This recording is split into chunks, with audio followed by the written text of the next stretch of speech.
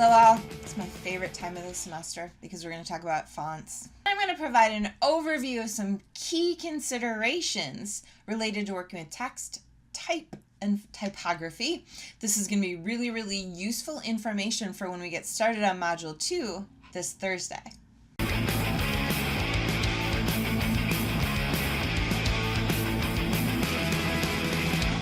So let's talk about typography and text. I want to share a story. This may seem like ancient history, but what you're looking at is the open letter to fans from Cavaliers majority owner Dan Gilbert. This was posted on the main page of the Cleveland Cavaliers website on July 8th, 2010, when LeBron left Cleveland for Miami.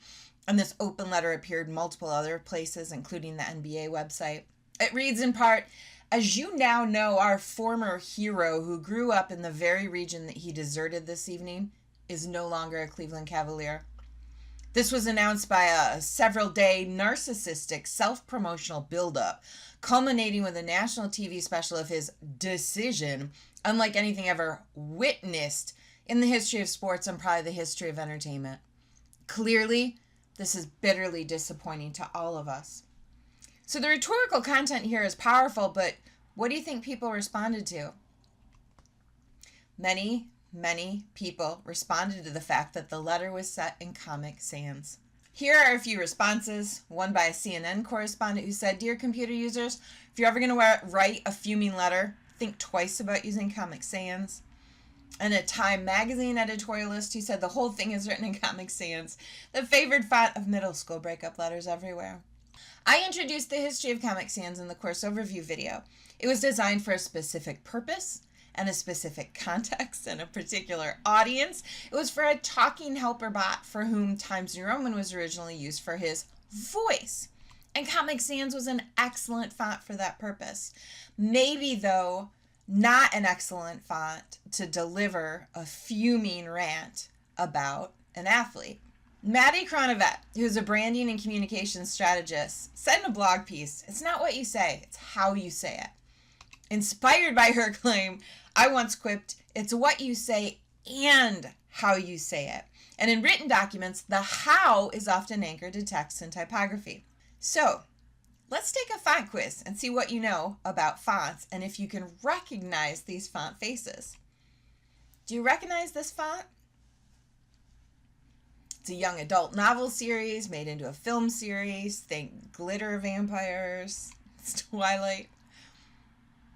How about this one? Another young adult novel series, again, made into films. It's Hunger Games. How about this? Guardians of the Galaxy. And this is Calvin and Hobbes. A lot of people in the past have guessed Diary of a Wimpy Kid, shown here at the bottom, and the font faces do share some similarities, but they're pretty different. And this one? You probably shouldn't, because this is old Burger King typography, which they've replaced now in their logo. This is one of the most iconic, globally recognized fonts. Do you recognize this font face? It's Absolute Vodka. And this one, you all grew up with this. Long time animated series, Comedy Central, Colorado, South Park. And this one. Does this help? This was a trick question. This isn't a machine-created font face. This is handwriting. And if you look at the F's, for instance, you see they're similar but different. Same for the O's. And this one, Snickers. And this one, the F's are kind of a giveaway. Fast and Furious. And both of these share some similarities, but also some significant differences. For similarities, they're both SLAB sans serif font faces. They're heavy and thick. They're both italicized. In some instances, italicized can seem like a whisper, But in this case, given that they're both all caps, the italics instead gives a sense of motion and speed. As for differences, if you look at the D's and the R's, the letter designs, the letter forms are really different. If we focus on the height of the letters, you can see how different they are. The stems of the letters are different size, different thickness. And the punctuation style is completely different. How about this one? I guess you've seen this thousands of times. You've probably seen it today. Coca-Cola. I want to spend a minute on that Z though. What I hope this is encouraging you to do is to isolate individual letters and the specific characteristics of specific letter forms. Okay, a couple more. This one, Pirates of the Caribbean. This one, Gamers, Halo. And this one, look at those O's. What do they remind you of? Donkeys. And this one, Camel cigarettes. This one, Harry Potter. And finally, this, Disney. So text plays a really important role in shaping identity and branding and in creating a memory, as I hope those examples showed. I want to spend just a bit more time of creating memory and with text treatments and specifically redesigns. In the last few years, Yankee Candle rebranded. Here you can see their earlier logo at the top and the newer one at the bottom. But as of 2018, they were still in the process of converting, and there were places on their website you could see both text treatments. The top example here was the Google text treatment until September 2015. The bottom is the current logo we know and love. And this monstrosity was their initial logo back in 1997. And Olive Garden's, that top logo is crazy. It's so detailed and textured. It really doesn't lend itself well to all the different places where a logo is seen or the work that a logo needs to do. Think the sides of trucks, uniforms, menus, coffee mugs. On October 6, 2010, The Gap unveiled a new logo, which received so much design hate that they reverted back within a week of the launch. So let's move a bit away from branding and text treatments and logos and talk more about what type does in documents. My favorite Heller quote from last Thursday's reading is, "Type is the voice of the page." What kind of voice do you hear here? What adjectives might you use to describe this text? Noisy, off-kilter, aggressive? How about this? What kind of voice do you hear? And here. And here. And Heller also argues that type gives us clues about the type of the document. Can you think of an appropriate use of this font? What sort of document might this font be perfect for? How about this one? Where might this best be used? And where might it be inappropriate to use? And this?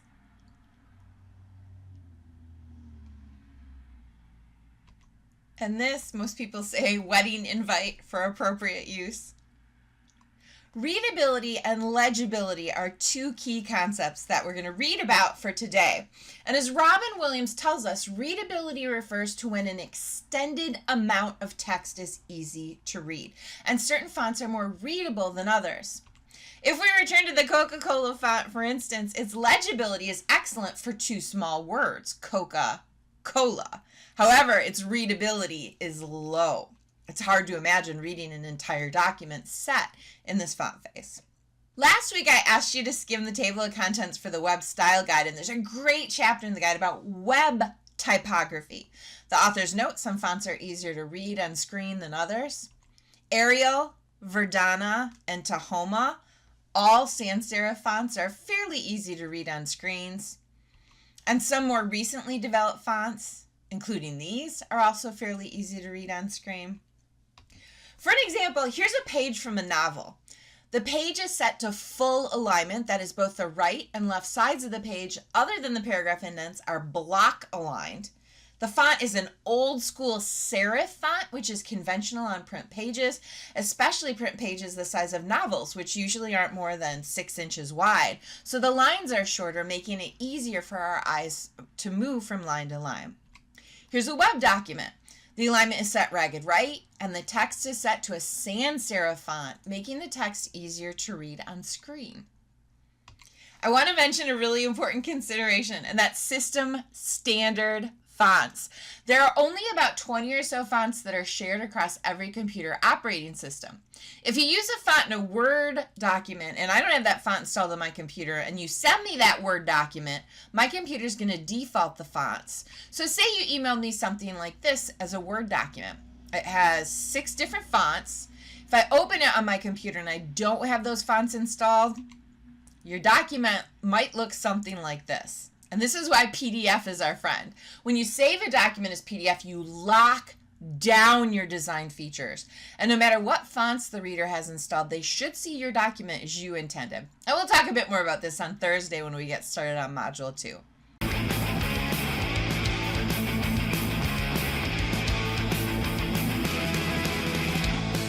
I want to talk a bit about type categories and classifications and ways we can talk about fonts. One of the key differences between fonts is whether they're serif or sans serif. Serif fonts have cross lines and additional design details. They're great for print documents. Sans serif fonts are without serifs and have less design detail, which makes them great for screen reading. A second, more specific way of distinguishing between type has to do with categories. These are not all the categories or classifications of type, but these are some of the common ones. Old style fonts are meant to look like old-fashioned lead type set on letterpress machines, and they're typically serif, because back then we were only printing for print reading. Condé Nast uses an old style font. The New England Journal of Medicine uses an old style font, which makes sense. They're the longest published medical journal in the US, and using an old style font harkens back to and represents their history. It's not the only font they use on their website and in their print issues, but it's the font they use for their text treatment. Tiffany uses an old style font. SLAB serif fonts emerged in the early 1900s when advertising became more of a dominant trend in society. Brands really emerged and marketing became a critical aspect of business around this time. SLAB serif fonts are big, they're fat, they're attention grabbing. Outcast uses a SLAB serif. So did the Beatles. Burger King in the past has used a SLAB serif. Modern is another font category. By modern, though, we don't necessarily mean today. We mean modern as in anchored to the modern era, a time when advertising really emerged and marketing and branding became important. Men's Style used a modern font. For a brand of clothing, Diesel's website is really sparse and text-focused. They use a modern font, slightly differently styled than the modern font they were using a few years ago. Not surprisingly, script faces are meant to remediate cursive handwriting. It'll be interesting to see if these fonts go away now that cursive is no longer taught in schools. Brooks Brothers uses a script face. An old version of the Jonas Brothers website used a script face too and played on the design elements of the Brooks Brothers logo. Dua Lipa uses 2 script faces on her website. I suspect the top one is her handwriting. If we look at the A's, they're similar but not the same. Another category of type is decorative. These are generally not very readable and not meant for long strings of text. Decorative fonts used to be really popular between like 2005 and 2014. But I see more and more modern fonts being used instead. And I think it has to do with screen real estate. When people used to look at web content in web browsers on big monitors, you could easily see, read, and recognize decorative type. But now as more and more people are looking at web content on tiny phone screens, I think we're seeing more simple font faces be used. So we're seeing less of this, for instance, Girl Shop's logo, which uses a decorative font. In the past, but again, not now, PlayStation has used decorative fonts for a lot of its games. Novedades used decorative type. And my favorite category of type are CRUD fonts. These are fonts that are broken, messy, off the baseline, designed to look as if a printer is run out of ink. This is a really old version of Avril Lavigne's website, which used Polaroid 22, which is a CRUD font.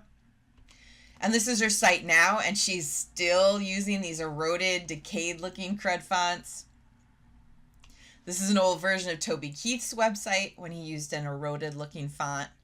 Iconic fonts draw on visual icons in their design, so Frosttree has snowflakes, and Plank looks like wood boards.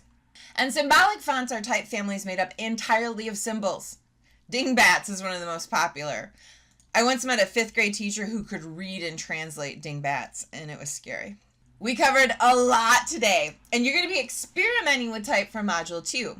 To hone in on a few important takeaways, remember, font faces are a really powerful and rhetorical part of creating a document.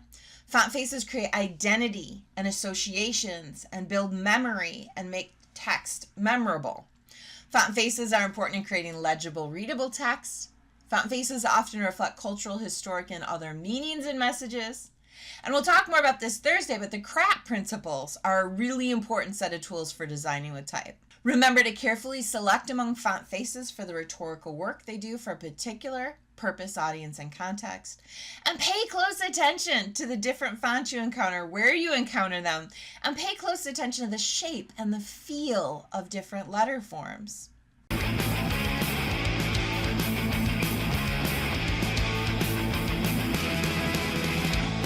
For Thursday, please review Module 2 carefully and completely. It's posted on D2L in the Syllabus, Activities, Modules, and Dropboxes subfolder. On Thursday, I'm going to talk a bit more about text and specifically how we can leverage the CRAT principles, contrast, repetition, alignment, and proximity, to do design work with text. And then I'm going to provide an overview of our Module 2 work. And Module 2 is going to be due this Sunday at 10 a.m. So protect time on Thursday to get started on the module.